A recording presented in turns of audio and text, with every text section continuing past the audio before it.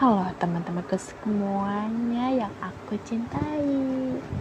Nah, bagaimana nih kabarnya? Apakah baik-baik saja atau gimana nih? Oke. Nah, di video kali ini aku akan mengupload tentang bagaimana sih proses konseling, seperti apa sih, apa aja sih. Nah, jadi langsung aja simak videonya. Aku akan share ke kalian ada beberapa teori dan teknik yang rahasia lah. Nanti juga ada keterangan sendiri di videonya. Oke, langsung saja simak videonya. Teori Gestalt dengan teknik empati chair. Oke, sebelumnya Assalamualaikum warahmatullahi wabarakatuh. Waalaikumsalam warahmatullahi wabarakatuh. Ya, ini dengan Kak Ina ya. Iya.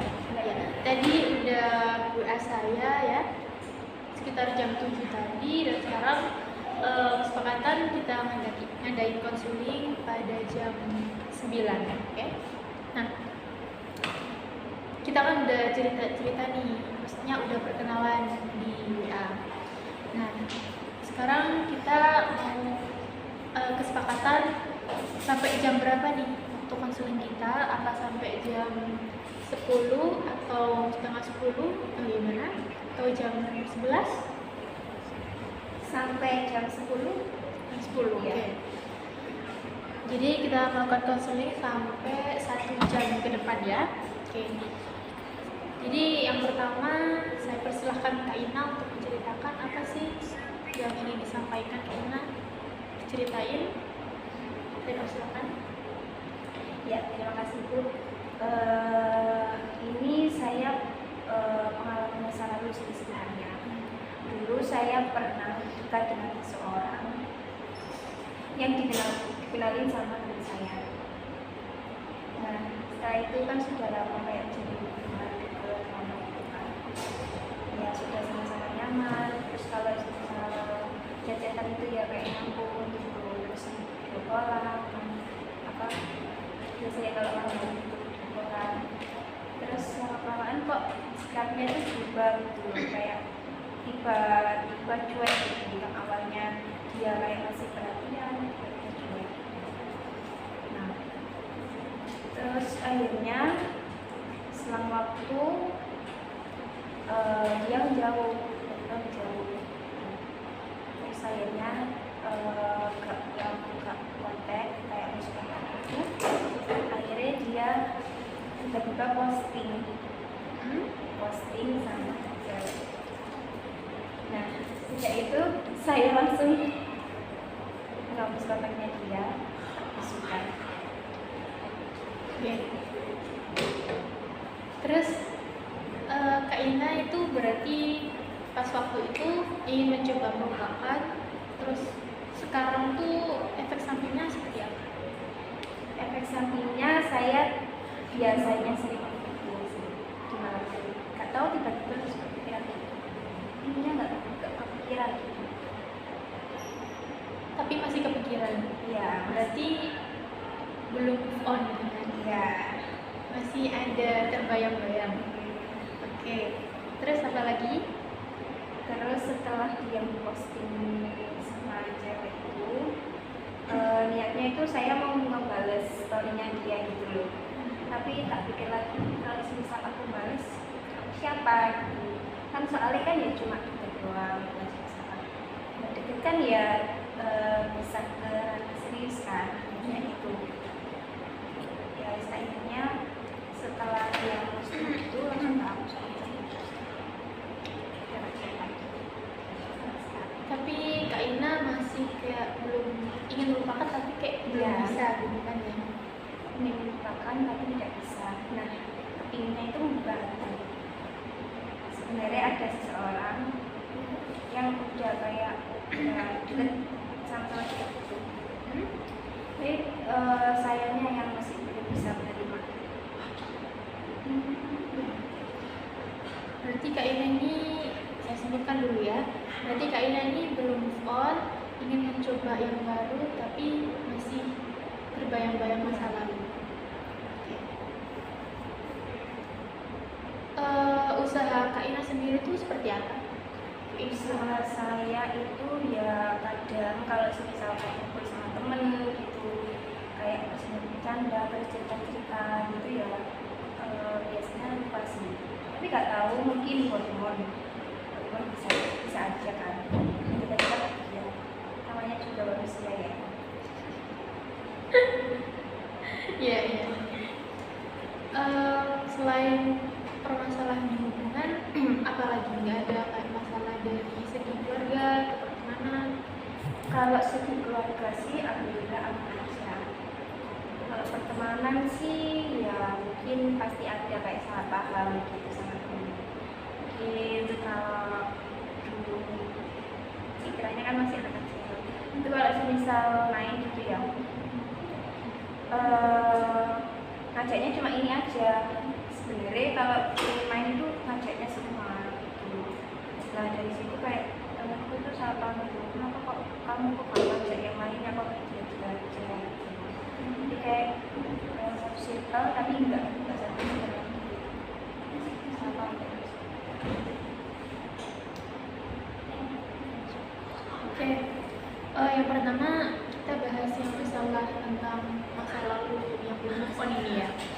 Jadi Kak Ina kan udah melakukan kayak apa ya, ingin melupakan gitu kan, tapi kan masih belum bisa. Nah mungkin dari dalam Kak Ina, dari dalam diri Kak Ina belum ada niat yang kuat kan. Kayak contoh, kayak kadang-kadang kan kita pengen scroll mantan kan. Nah itu kan bisa memicu kayak kita masih mengingat masa lalu. Nah coba Kak Ina, kalau saran saya, coba Kak Ina itu kayak lebih membatasi hal-hal yang bisa mengingatkan kepada mantan Ina. Jadi kayak ada energi untuk ngeblok si mantan tersebut biar kita tuh nggak ingat-ingat gitu loh. Terus juga masa lalu kan biarlah berlalu, jadi kita tuh harus fokus pada yang sekarang, pikiran yang dimana bisa mendatangkan kita di masa depan. Jadi masa lalu yang seperti apa, kayak hal-hal negatif seperti apa, kalau udah lama ya lupakan aja gitu kalau menurut saya. Tapi mungkin itu berat sih, kayak benar kayak suatu omongan tuh enak kalau diomongin, tapi pas diaplikasikan tuh pasti sulit. Nah makanya yang pertama kita tuh harus butuh niat yang kuat sih, seperti itu. Nah tujuannya apa? Biar Kak Ina juga gak merasa insecure, kayak lebih percaya diri, kayak gak apa ya, membuat diri Kak Ina itu terbatasi gitu. Kayak kita kan kadang-kala kalau diputusin atau ada putus sama seseorang kan kayak kita merasa apa ada yang salah, terus kayak merasa menciut lah nyalinya. Nah itu kan bisa menghambat untuk masa depan Kak Ina untuk yang lebih cemerlangnya seharusnya. Tapi karena ada efek seperti itu membuat Kak Ina kan malah menjadi ciut nyali gitu. Nah itu kita harus hindari, yang dimana yang kalau saran saya bisa memperkuat niat. Terus juga kayak contoh ada omongan dari teman yang nggak enak gini-gini tadi, itu kita harus memblok energi yang dimana ini kan energi negatif ya. Iya benar kita masukin, tapi jangan sampai masuk ke hati. Jadi kita benar menerima saran dari semua orang, tapi yang menentukan kan kita sendiri kan untuk yang gimana-gimananya, karena kita yang tahu sisi kita tuh yang seperti apa kan. Nah menurut Kak Ina gimana? Menurut saya iya sih, betul juga. Terus ada tambahan dari perkataan saya tadi. Berarti saya harus mencoba untuk melupakan masa lalu saya dulu ya. Iya dicoba ya, dengan niat yang sebenarnya. Kalau nggak ada niat yang benar-benar kayak kan kita berpikir kan nggak apa sekali-kali. Nah itu jangan sampai, itu kan bisa mengubah alur kita yang tujuannya seperti ini menjadi belok yang seperti ini. Nah coba deh kita melakukan teknik empati care, dimana kita tuh apa ya, ibaratnya kita harus menguatkan nyali kita. Contoh kan nggak, kadang-kala kan kita papasan sama orang masa lalu kan, yang benar-benar yang sebenarnya kita harus hindari. Jadi kayak ibaratnya kita harus profesional ketika organisasi lah. Contoh dia ketua, sedangkan kita bawahan, pastinya kan ada omongan. Lah kita bisa menerapkan empathic care ini untuk melatih kita saat berbicara dengan orang tersebut. Kayak sebenarnya ada apa-apa, tapi kita apa ya, bumbui itu seperti kayak gak ada apa-apa gitu, kayak udah profesional. Nah, bisa kita lakukan dengan teknik tersebut, yang dimana menggunakan kursi kosong, terus kita terapkan kayak contoh di rumah bercermin, contohnya yang kalau nggak ada kursi ya bercermin. Terus kan kadang-kadang kita kayak mau ngomongin sesuatu kan kita latihan dulu kan, kayak kita mau ngomong tentang kerjaan, tentang apapun, itu kan biasanya kita latihan. Kayak kadang nggak gitu kan, kadang nervous atau gak ada plan gitu kan. Nah itu bisa kita aplikasikan dengan empathy chair, atau mungkin ini ada contoh di sini kursi kosong ya, terus di sini Mbak Ina keluarkan aja kayak ingin disampaikan pas waktu konsultasi atau pas bahas tentang organisasi. Jadi gini gitu, jadi itu kan bisa melatih kita untuk nge-plan pas kita ngomong sama orang tersebut kan, seperti itu. Nah empathy chair ini juga bisa apa ya, digunakan Mbak Ina mengeluarkan kata-kata yang bisa bikin Mbak Ina itu merasa frustasi. Kayak apa ya, omongan orang kan kadang nggak benar sih lah. Contoh teman tadi kayak kamu dikatain kayak kok temenan cuma satu orang ini aja lah, kamu konsultasiin ke orang kepercayaan kamu lah, nantinya itu kan bisa apa ya, berbagi cerita kan, kayak aku dikatain sama temenku gini kayak apa ya, dikatain temanku gini terus kamu ceritain gini.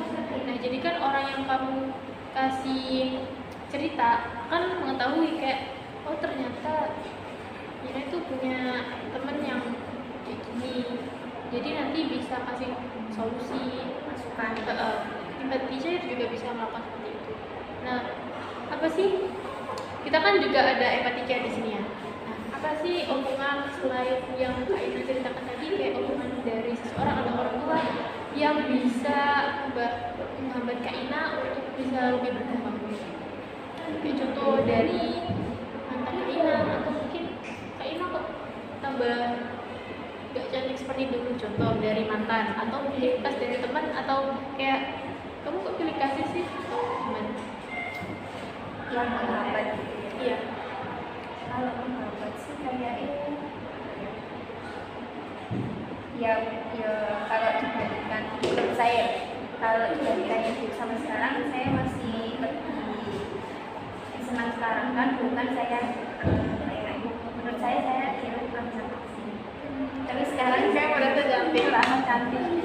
Makanya dari situ saya ingin saya bukan kayak cantik sekarang, jadi kayak pakai skincare, pakai kayak perawat. Jadi masa lalunya tuh dulu pernah kalau dikatain gak cantik gitu kan? Kayak share gitu kan. Terus kayak merasa sekarang udah dibuktikan gitu. Iya. Nah itu kan bisa menghambat, tapi Kak Ina kan membatasi atau memblokir energi tersebut kan. Pernah dulu aku sama dia kan, terus dia mikirnya itu saya itu dekat banyak gitu sama cowok, dan nggak sedekat yang dia bayangkan. Jadi dia mikirnya kok kamu mesti dekat sama cowok, jadi dia kayak ada masuk itu, ada keluar, ada masuk. Oh, Tuh mikirnya dia. berarti sekarang kayak ada yang banyak mendekati ini. Ya nggak apa-apa, itu kan sebagai apa ya, penyemangat penyemangat hidup. meskipun kadang sering gitu sih seperti itu. Iya masih sih, semua wanita juga pernah ada rasa ini. Iya benar. Jadi Kak Ina kan udah tahu nih, kayak hal negatif itu harus kita terima, tapi hal-hal positifnya aja. Kayak kadang-kadang kan ada yang berkomentar negatif, tapi itu kita jadikan sebagai motivasi kita untuk bisa menjadi jadi lebih baik. Kayak contoh Kak Ina tadi, sekarang menjadi cantik, banyak yang mendekati. Nah, berarti Kak Ina itu udah paham loh tentang bagaimana yang seharusnya diterapkan. Jadi saran saya tentang move on ini, alangkah baiknya yang pertama niat. Terus omongan atau pikiran-pikiran dari orang lain harus kita apa? Kita terima, tapi kita balas dengan hal yang positif. Ya contoh kayak tadi kayak skincare, Merawat diri. yes. Terus yang paling penting ini melawan diri sendiri, itu paling sulit. Mencintai diri sendiri. Ya mencintai diri sendiri, yes. Yang gimana? Rada susah sih, tapi harus kita coba dan biar kita mengetahui untuk kedepannya kita bisa menceritakan. Oke, Kak Ina, ada yang perlu ditanyakan lagi? Sepertinya sudah cukup. Dan cukup ya. Oke, jadi sampai membahas tentang move on ini ya, sama beberapa penyinggung dari teman Kak Ina tadi. Oke. Jadi Kak Ina udah paham langkah apa nih yang seharusnya udah dilakuin ya? Ya, udah paham. Oke. Jadi sekarang kan udah hampir jam 10, udah 5 menit atau 2 menit lah udah selesai. Oke. Untuk sesi konseling selanjutnya atau pertemuan selanjutnya kita bahas di WA. Nanti kalau ada konseling lagi kita jadwalkan, tinggal chat WA aja. Oke? Baik, Ya. terima kasih atas masukan dan juga solusi. Ya, sama-sama. Berikan. Terima kasih untuk ceritanya. Terima kasih. Oke. Waalaikumsalam. Teori behavior dengan teknik asertif. Kita apa ya, sampai jam berapa nih enaknya? Ini kan jam 11 ya. Mungkin kita tindakan sampai jam 12 atau setengah 12 atau jam 1 gitu. Sampai sekarang. Saya bisa kapan aja, Kak? Berarti kita kakaknya ya. kita sampai jam 12 aja ya. Oke. Oke, sampai jam 12 kita mulai sampai sekarang. Dari sekarang. Jadi saya persilahkan Kak Ima untuk menceritakan permasalahan yang ingin dibahas, berbagi cerita kepada saya. Silakan. Ini Kak, permasalahan saya ini dari apa ya? Dari SMP mungkin ya Kak. Gini, saya cerita dari awal aja ya Kak. Ya. Dari SD itu kan saya kan apa itu masuk anak yang berprestasi lah, juara 1 terus lah gitu. Jadi teman-teman saya itu kayak apa mencari saya gitu, saya yang dicari oleh teman-teman saya gitu. Jadi kan saya banyak. Namun setelah saya apa itu naik ke SMP, di SMP itu kan di atas saya masih ada langit juga kan banyak tuh kan yang pinter ya. Yes. Ya. Terus saya masuk ke kelas unggulan, dimana di kelas unggulan itu teman-temannya itu pintar semua kan. Terus saya nggak punya nih teman atau teman yang dekat saya atau teman yang mendekati saya tuh saya nggak punya. Terus karena saya udah terbiasa dengan teman yang mendekati saya dulu, bukan saya yang mendekati teman-teman dulu, jadi saya kayak sulit untuk beradaptasi gitu. Nah hal itu ke bawah sampai saya kuliah gitu. Untuk saya beradaptasi itu kayak susah gitu Kak. Kayak apa ya? Apa saya sampai berpikiran seperti ini? Apa karena aku nggak asik orangnya ya? Kayak teman-teman itu kok nggak berteman dengan aku sih? Aku apa orangnya nggak asik atau cuek atau gimana gitu Kak? Terus waktu kuliah itu juga ya alhamdulillahnya di kuliah saya punya kayak beberapa teman yang dekat. Tapi kalau misal saya di satu ruangan dengan orang satu kelas saya, teman satu kelas saya, tapi dia bukan kayak circle saya gitu. Terus saya ini kayak jadi orang asing gitu, saya diam di pojokan, terus mau bicara apa, terus kalau mau ketemu orang baru, itu saya harus mikir dengan keras, kayak saya ini harus berekspresi kayak gimana ya, terus saya harus ngomong kayak apa, biar nggak menyinggung gitu, itu Bapak. Ini apakah dalam segi pertemanan aja atau atau dalam segi aspek keluarga atau dari yang lain? Ada juga di aspek keluarga sih Kak, kan biasanya kan kalau hari raya itu kan banyak tamu kan. Terus kan kalau keluarga dari ibu sih saya deket banget, tapi kalau keluarga dari ayah kan biasanya yang silaturahmi ke rumah itu kayak saya itu apa ya, nggak tahu mau ngomong apa gitu. Jadi kalau ada keluarga dari rumah saya cuma salaman terus habis itu udah dari ke belakang, nggak ikut kayak kalau kakak saya tuh anaknya itu apa ya, extrovert ya, suka banyak ceritanya gitu loh. Kalau ada keluarga dari bapak itu, dari ayah itu kayak banyak ceritanya, cerita itu gitu. Kalau saya nggak bisa, kayak pendiam banget gitu. Tapi kalau sama orang terdekat saya nggak diem gitu. Menurut Kak Nima nih, Kak Nima ini termasuk introvert atau extrovert? Menurut saya ya, karena saya sudah kayak cari tahu aku ini apa sih sebenarnya, introvert apa extrovert, saya ambivert. Kayak kalau di lingkungan ramai ya saya bisa, tapi kadang-kadang kalau di lingkungan ramai energi saya terkuras gitu loh Kak. Jadi perlu waktu menyendiri, ya perlu waktu untuk keramaian gitu.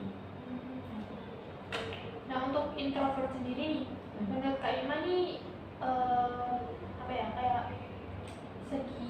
banyak segi negatifnya atau malah yang ekstrovert yang banyak segi negatifnya? Kalau dari saya ya introvert itu banyak segi negatifnya, soalnya ketika teman-teman saya udah pada bisa bersosialisasi, saya sendiri yang masih kayak terbelakang gitu loh Kak. Masih apa, ketika teman saya udah banyak temennya, bisa kenal ini, bisa kenal itu, tapi saya masih kayak kalau ketemu orang kayak ya, kayak ekspresi saya itu masih ya terus kayak canggung gitu. Kayak gak bisa mulai omongan juga. Ya seperti itu benar. Oke, jadi permasalahannya tuh Kak Nima nih kayak kurang percaya diri juga, kayak memikirkan apa ya, nanti gimana, nanti ketika aku gini gimana gitu ya. Pernah gak sih Kak Nima kayak mencoba kayak membuka omongan terlebih dahulu, terus kayak apa ya, bakal dikomentarin yang baik atau dibalas dengan yang baik gitu? Iya, saya pernah coba ke teman saya yang satu kelas itu, kayak coba apa, nyapa dulu lah intinya. Nyapa dulu terus ya responnya baik, tapi kayak di hati saya ini kayak gini, kayak apa sih kamu kayak kok garing banget kayak nyapanya gitu loh. Menurut saya sendiri ya, itu pikiran saya sendiri. Berarti kan udah pernah dicoba ya. Terus apakah itu membuat Kak Nima menjadi gak mencoba lagi? Kayak cuma sampai di situ aja? Ya karena respon dari teman saya yang baik itu ya, jadi membuat saya mencoba lagi. Tapi ada waktu saya SMA itu responnya itu nggak sesuai ekspektasi saya gitu loh Kak. Responnya itu malah kayak apa sih anak ini kayak gitu loh. Jadi membuat saya itu ya udah nggak nyapa dulu sebelum bisa apa dulu gitu. Kayak menjadi lebih trauma lagi gitu kan?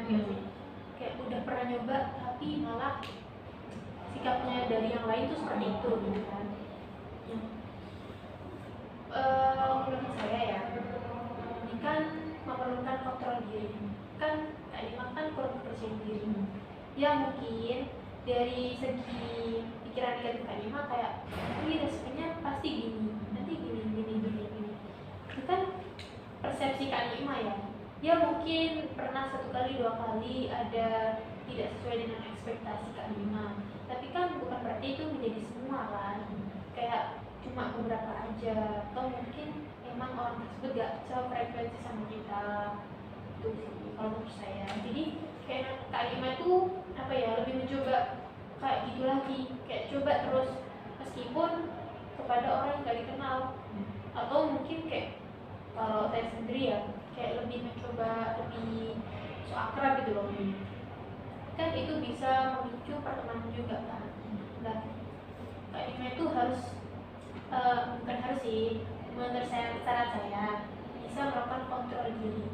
Gimana ketika Kak Nima melakukan menentukan tujuan, saya di sini tujuannya untuk bisa lebih mempererat pertemanan, menambah relasi juga sama teman-teman. Nah, terus kemudian membuat komitmen. Jangan sampai ketika respon dari orang tersebut membuat down kita, sehingga udah putuslah komitmen. Nah, itu jangan sampai jadi semakin perkuat, ternyata respon dari teman saya yang satu ini seperti itu bukan menjadi apa ya, hal gagal dalam diri saya, tapi bisa kita coba yang lain, yang mungkin yang tadi bukan sefrekuensi sama kita, tapi mungkin yang lain juga sefrekuensi loh.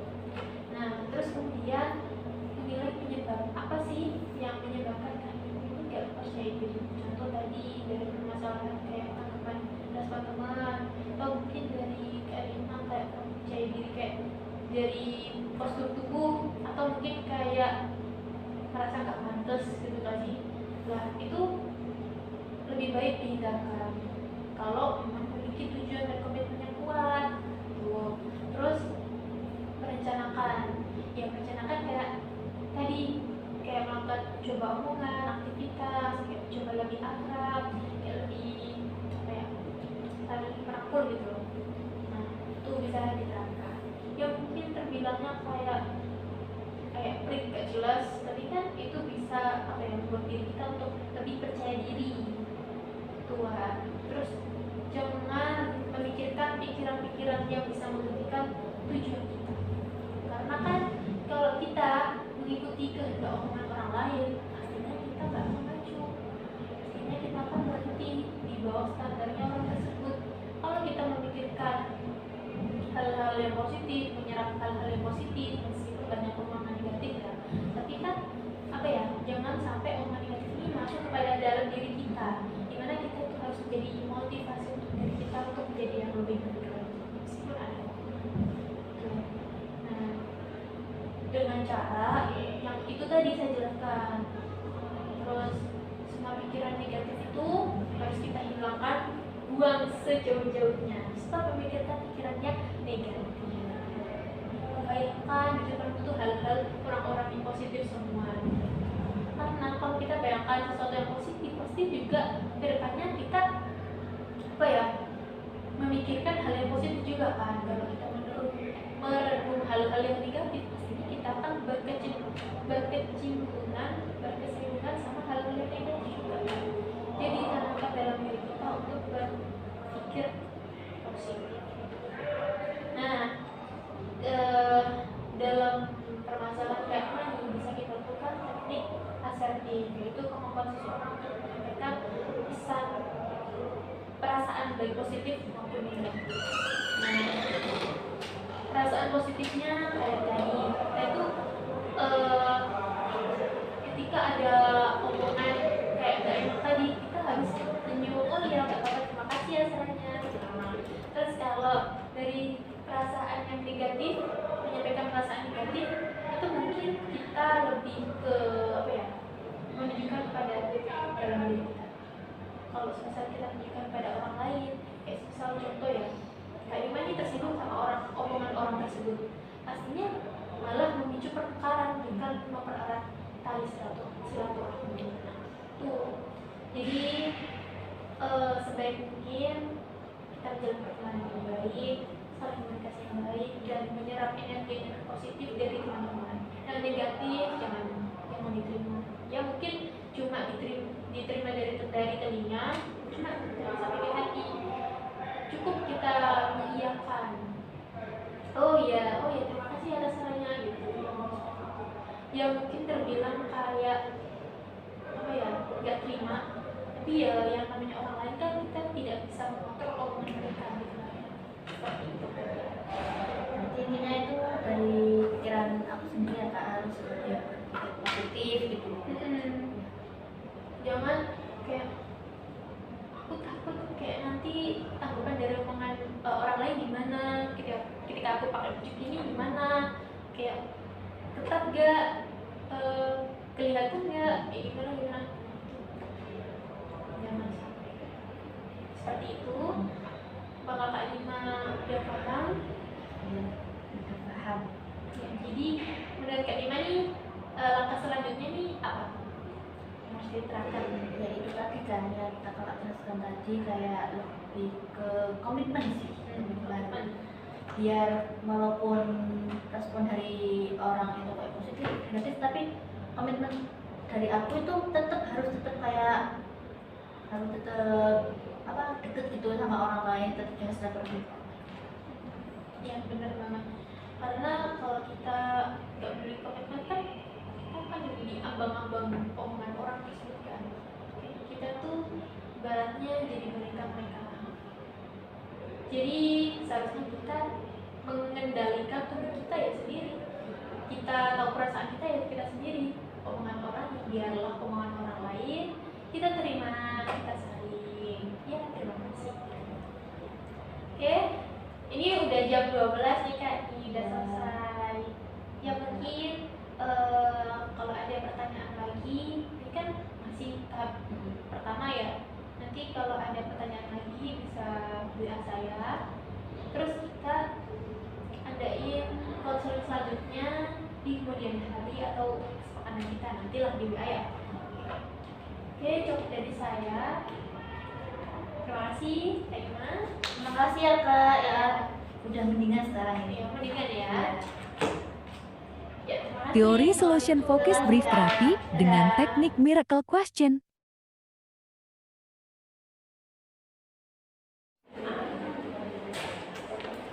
Tidak Iya, ada yang bisa saya bantu? ada ya, aku di sini mau berbagi sedikit cerita. Cerita ya. Oke. Sebelumnya Mbak Jenny namanya siapa ya? Kenalin, nama aku Lulu Dulu. Dari mana? dari Surabaya. Surabaya. Surabaya. Surabaya. Oke. Nah, sebelum kita melakukan proses counseling, alangkah baiknya kita melakukan kesepakatan waktu nih. Menurut Kak Lulu, kita mulai sekarang sampai jam berapa? Jam 2? Iya, nggak apa-apa jam 2 aja. Oke. Kita lakukan sampai jam 2 ya. Oke, saya persilahkan Kak Lulu untuk menceritakan nih apa yang ingin diceritakan. Ya, jadi gini Kak, beberapa hari ini tuh kayak aku tuh nggak ada semangat gitu buat masuk kuliah, kegiatan-kegiatan kuliah, kayak bener-bener udah pengen di rumah aja.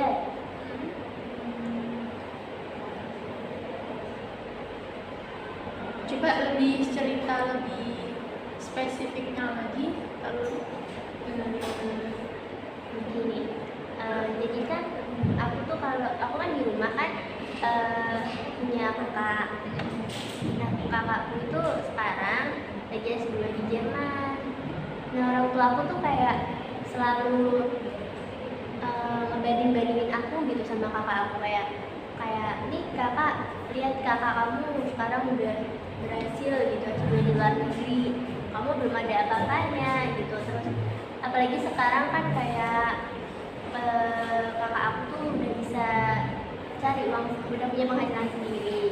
Jadi kadang orang tua aku juga bilang, kamu tuh sampai sekarang kayak gini, kamu tuh kapan bisa punya uang sendiri gitu, nggak yang terus-terusan minta orang tua gitu. Jadi aku rasanya kayak orang tua aku nggak pernah sekalipun ngelirik aku gitu.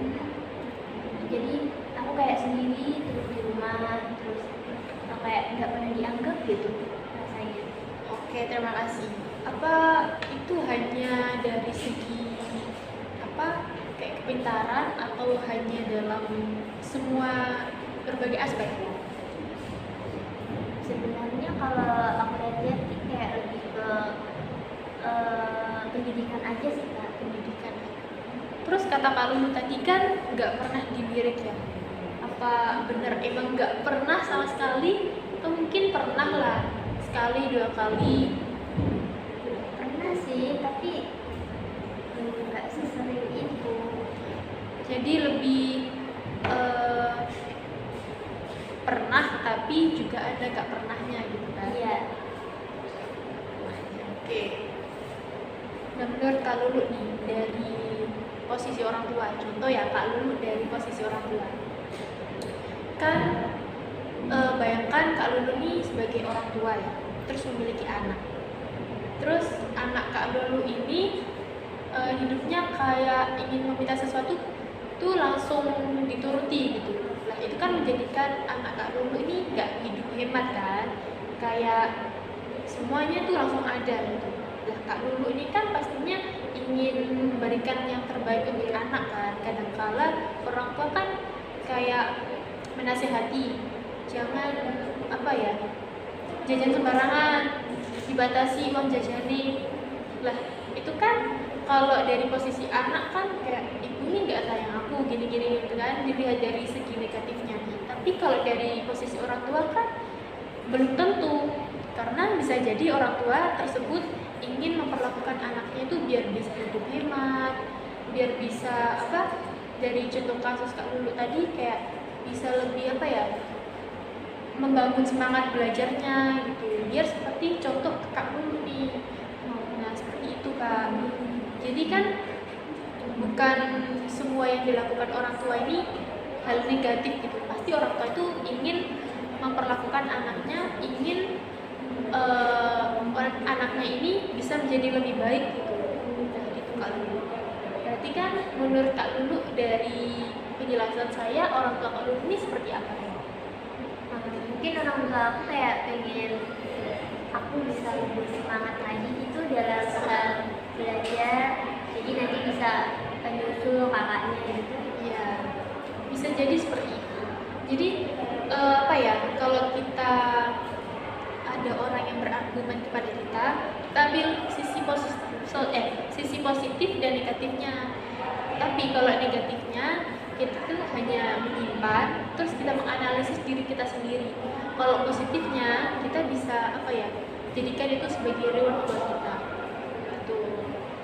Nah, berarti kan orang tua Kak Lulu ini sayang Kak Lulu kan, bukan bermaksud untuk membandingkan, tapi secara tersiratnya ini bermaksud untuk menjadikan motivasi Kak Lulu nih gitu.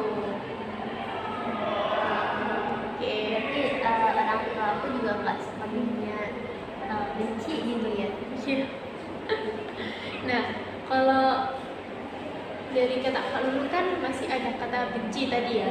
Nah, pernah gak sih Kak Lulu kayak berimajinasi bahwa suatu ketika bangun pagi orang tua Kak Lulu ternyata muji Kak Lulu nih, kayak udah bangun pagi, terus kayak kayak sesuatu yang diimpikan Kak Lulu ini ternyata terwujud di pagi hari itu. Nah, pernah kan? Lah itu bisa menjadi patokan buat kita kayak pasti suatu saat nanti orang tua tersebut bisa melakukan apa yang diinginkan oleh Kak Lulu. Jadi jangan beranggapan bahwa orang tua itu akan selamanya seperti itu. Jadi berpikirlah untuk lebih ke depannya, pasti orang tuaku bakal berubah kok. Pasti orang tuaku ini bakal gak membandingin aku sama kakakku gitu. Jadi kan dari imajinasi tersebut bisa mendorong kita untuk memotivasi bahwa ini tuh dapat dirubah. Nah, dapat dirubah ini dimulai dari Kakak Lulu sendiri. Jadi contoh kayak memancing ya, contoh ya. Kak Lulu kan sering dibandingin.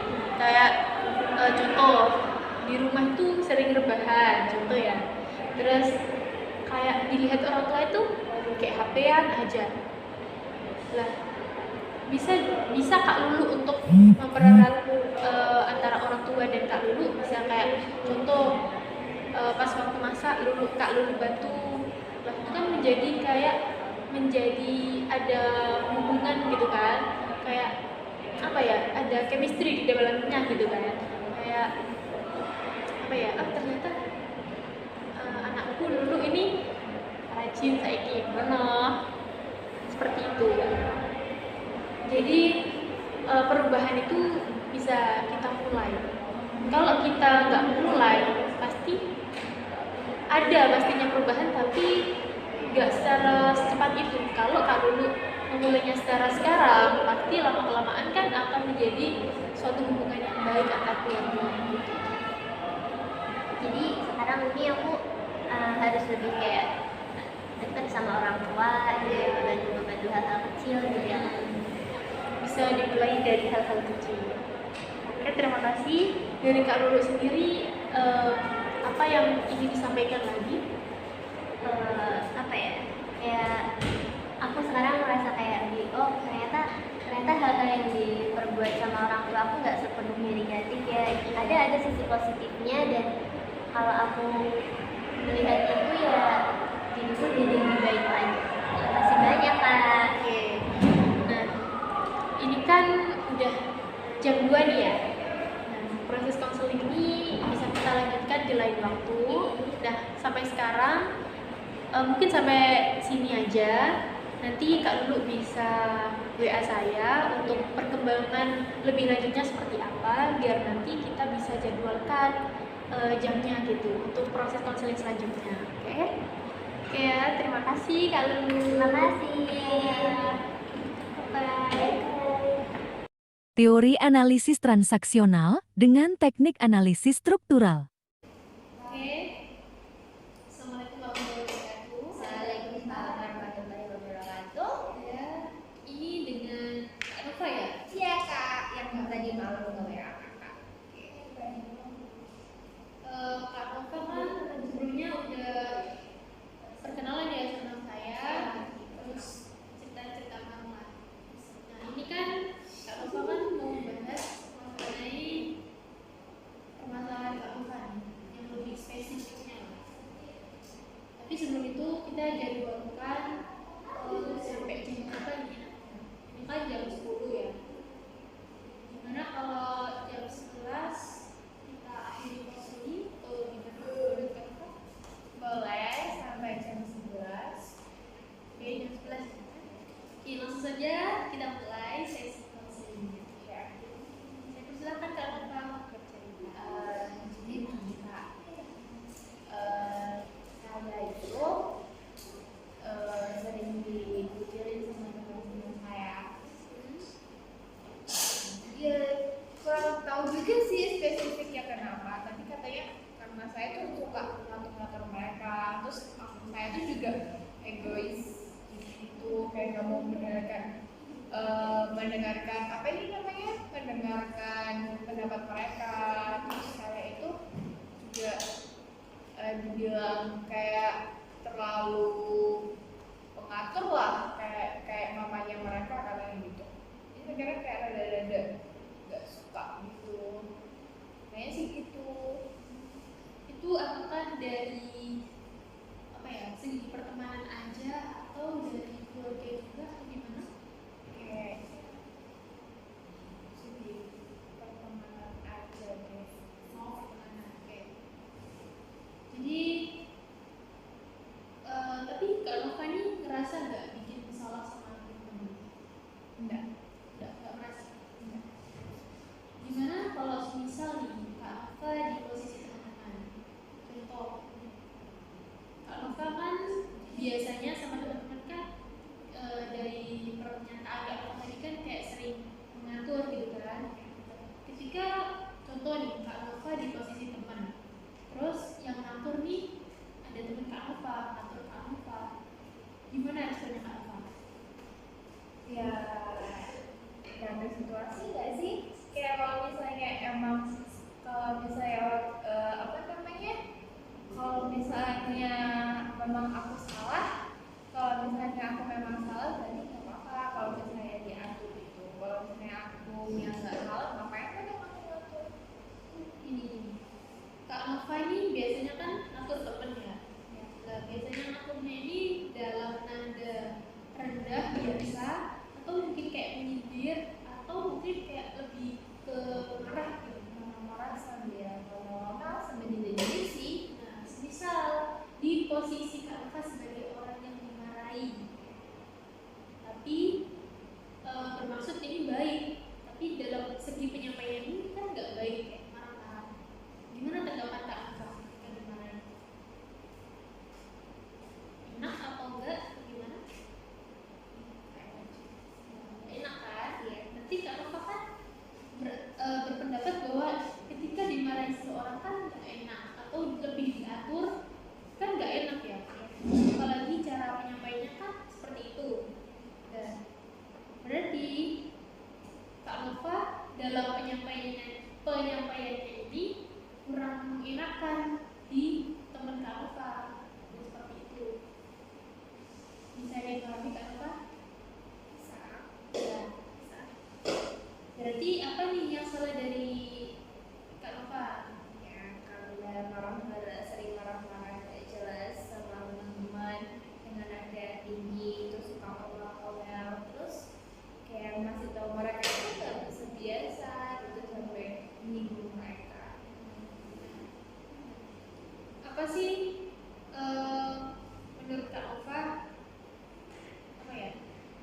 itu seperti apa ketika terjadi apa ya sama teman gitu, kayak mungkin pengennya itu saling rangkul-rangkul